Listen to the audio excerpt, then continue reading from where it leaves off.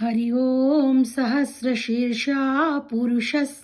सहस्राक्षः सहस्रपात् स भूमिं विश्वतो वृत्वा त्यत्तिष्ठद्दशाङ्गुलम्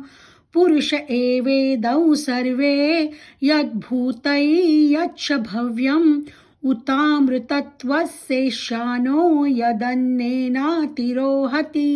एतावानस्य महिमातो जायांश पुरुष पादोस्य विश्वा भूतानि त्रिपादस्यामृतं दिवि त्रिपादूर्ध्व उदयित पुरुषः पादोस्येह भवत् पुनः ततो विश्वं व्यक्रामत् शासनानशने अभि तस्मात् विराय जायत विराजो अधिपुरुषस्य जातो अत्यरिच्यत पश्चात् भूमिमथो पुरः यत्पुरुषेण हविषा देवा यज्ञमतन्वता वसन्तो अस्यासि दाज्यं ग्रीष्मम् इद्मं शरद्धविः तं यज्ञं बर्हिषि प्रोक्षन् पुरुषै जातमग्रतः तेन देवा अयजन्त साध्या ऋषयश्च ये तस्मात् यज्ञात् सर्वऋतः संहृतं पृषदाजं पशुन्तांश्चक्रे वायव्यानारण्यान् ग्राम्याश्च ये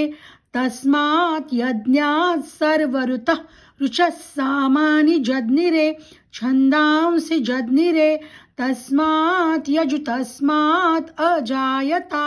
तस्मादश्वा अजायन्त एके चोभयादतः गावोह जज्ञिरे तस्मात् जाता अजावयः यत्पुरुषै व्यददु कतिधा व्यकल्पयन् मुखं किमस्य कौ बाहू का ऊरू पादा उच्येते ब्राह्मणोऽस्य मुखमासीदबाहू राजन्यकृतः उरु तदस्य यद्वेषं पद्भ्यां शूद्रो अजायता चन्द्रमा मनसो जातश्चक्षो सूर्यो अजायता मुखाद् इन्द्राश्चग्निश्च प्राणाद् वायुरजायता नाभ्या आसीदन्तरिक्षं शीर्ष्णौ द्यौ समवर्तता पद्भ्यां भूमिर्दिशश्रोतात् तथा लोकाः अकल्पयन् सप्तस्यासन् परिधयस्त्रिसप्तसमिधः कृतः देवा यज्ञं तन्वाना अबध्य